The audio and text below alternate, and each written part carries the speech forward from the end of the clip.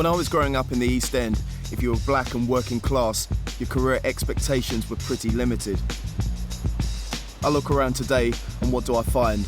Our exam results are well below average. We're still underrepresented in the professions, law, medicine, finance and teaching. So I wonder, is racism still the primary cause of our problems? I know times are changing. There are opportunities out there that were never there before. But black people like myself, who've opted for a career in the mainstream, now find we're subjected to a different set of prejudices. Not those of the white man, but from fellow black people who say we've sold out. But if selling out means the professions are off limits to black children, I wonder, are we becoming victims of a new slave mentality? Too many people are shuffling. They're playing up to the white man. They're going deep up in the white man's colon and they're stuck somewhere in the back of his throat. So therefore, they can't help none of us. Parents are responsible when their kids are on the streets doing their thing. You are responsible to change that kid's head around. Don't blame music. Because if you was a decent enough parent, your kid wouldn't be allowed to listen to the music that we promote. What we need to do is completely redefine what blackness is itself. In fact, what used to be the thing that liberated us has now become a burden. If you're a black person in the professions, you get all the stupid lyrics, don't you? Oh, you're a fucking sellout, innit? You know what I mean? It's a bounty bar, innit? You know, coconut, you're a breadfruit, innit? You gotta keep it real in the ghetto, innit? No, I don't want to keep it real in the ghetto. I'd actually quite like a nice house in the country, you know?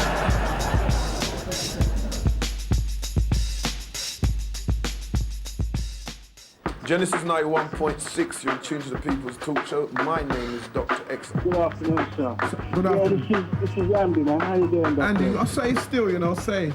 I start my journey at pirate radio station Genesis FM, where I meet Dr. X, shock jock and self-proclaimed ghettoologist. His radical views have given him a cult following in parts of London. To play by certain rules. What you're talking about is the ideology of selling out. But as far as Dave is concerned, the problem is with us.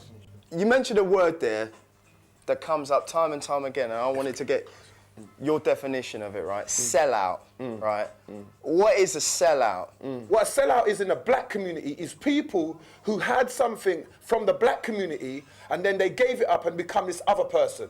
They decided that they were better than that or whatever. Some of the sellouts, they punk out. They go, you know, they go from, yeah, you done know and rare, like boom, boom, and boom, boom. And they adopt another tone. Like, they decide that it's much better to speak this way because it makes me seem as if I'm far more intelligent than you other blacks. You other blacks don't seem to understand this. You know, what you need is education, elocution, and then a particular way to speak. And then you'll be defined by the white man as a decent chappy. If someone happens to have, you know, attained a certain level of education or has a particular job, okay, that gets them a lot of paper or whatever, the fact that they wear a suit and that they go into the city and that, you know, I mean, does that make them a sellout because they're trying to get on in life? Surely we all want to get on, right? I've got friends who work in the city. They don't necessarily have to be a sellout because what they do, they still operate from the point, they've still got the same family values. They understand it within a business perspective, but they don't then try to bring it up at home when people's having their rice and peas and chicken. Why don't we have some hors d'oeuvres, you know? Whoa. You know what I'm saying? We understand where you're going, but remember where you're coming from. And this is what we find is that... For people like Dr. X, there's only one way to be black, and it's based on a ghetto definition of blackness.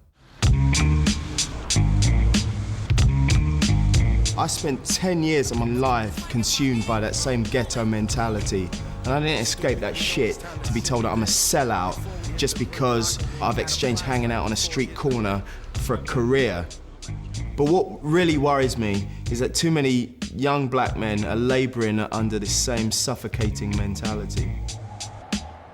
I'm on my way to Tottenham to meet a couple of young guys who are intent on operating outside of the mainstream. Having been excluded from school, they see a racist society which has little to offer them. How you doing, man? Hi, I'm David. David? Yeah, I'm looking for Mikey. Yeah, I'm Mikey, David. And Suleiman. Solomon's right here, man. Ah, all right, man. How you doing, man? How you doing, bro? Yeah. What are you up to? You know, this is my job, my part-time job. Right. Yeah, working in the community, you know, trying to make money, you know, trying to, you know, generate some income from in the community, being near my people, And that's what young black men need to do. Not necessarily fully integrate within the system, but learn about the system so we can create our own businesses from, you know, our communities and stuff like that. I'll take care of the customers in here. You go and you walk around Alright, and you man. show them the place and that. Cool? All right, boss. Right. Yeah. Wicked, yeah. Like many young black men, Suleiman sees mainstream society as a threat to his cultural identity. I can slick my hair back and I can dress up and play those corporate games, but I don't want to have to fall into these, you know, different conventional type of, you know, forms of looking and dressing, because I've got my own mind. And sometimes I like to think, a lot of black youth, we think outside the box. We don't necessarily have to dress a certain way just to fit in.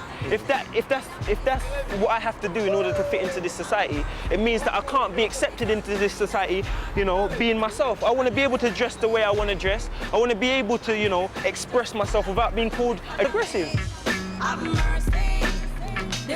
Suleiman is paying his way through a marketing degree by selling books and CDs to the local community.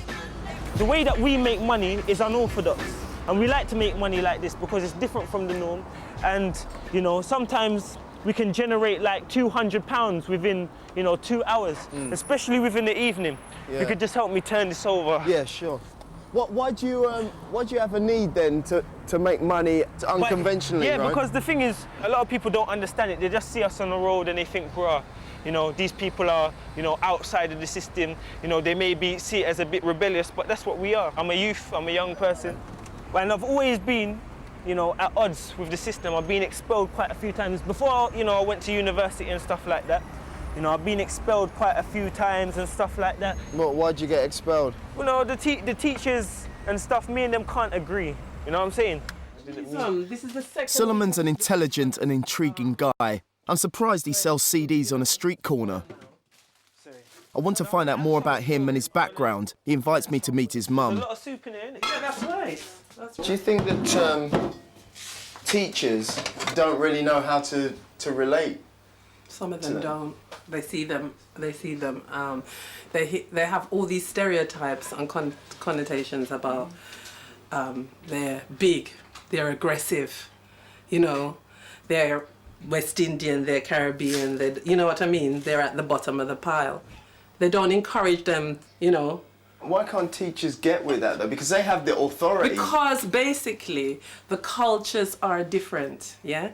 And if you've been brought up in Taunton in Somerset where you hardly see any black people, you understand what I'm saying? Or you come from Hampshire or one of them places there, where you do not have the experience of black culture, you understand, of African culture, and you don't know anything, you're going to misinterpret that children behave like this.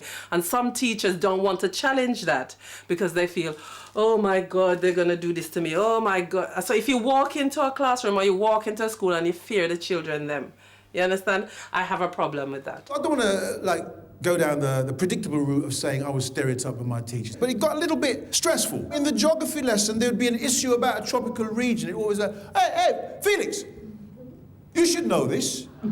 You come from a hot country. Yeah. It's very hot in Guildford, isn't it? What was your experience like at school? Well, I actually got expelled from nursery school. What used to happen was that, you know, I got so bad and used to get in so much fights that they used to suspend me. And then from that age, yeah, I felt like the system, you know, in that sense was against me because that precipitated more expulsions and more. So I'm used to rejection. I'm not used to, you know, anybody trying to accept me. You understand what I'm trying to say? I'm saying that England is a very racist country, and for me, yeah, you know, right now, yeah, I feel the racism stronger than how my parents felt it, because at least they could see the aggression in their face. Things are so different now that basically you've got people within society that want to hold us back, yeah? And these people are in institutions more, you understand? I'm not scared about the white guy on the street that's got a beef with me. I'm scared about the people within the institutions who purposely try to hold me back. Institutionalised racism. Institutionalised, but what I'm saying is that it's very sophisticated. It isn't something like, for example, I say, oh, institutional racism. Not every person out there, not every white person out there is racist, yeah? That's the biggest myth. Suleiman and his mum are tight. They have strong family values and a great deal of intimacy. But I wonder how open Suleiman was to potential opportunities. His method for navigating society is to build a wall around himself, to reject any sense of Britishness. He sees himself as a Jamaican living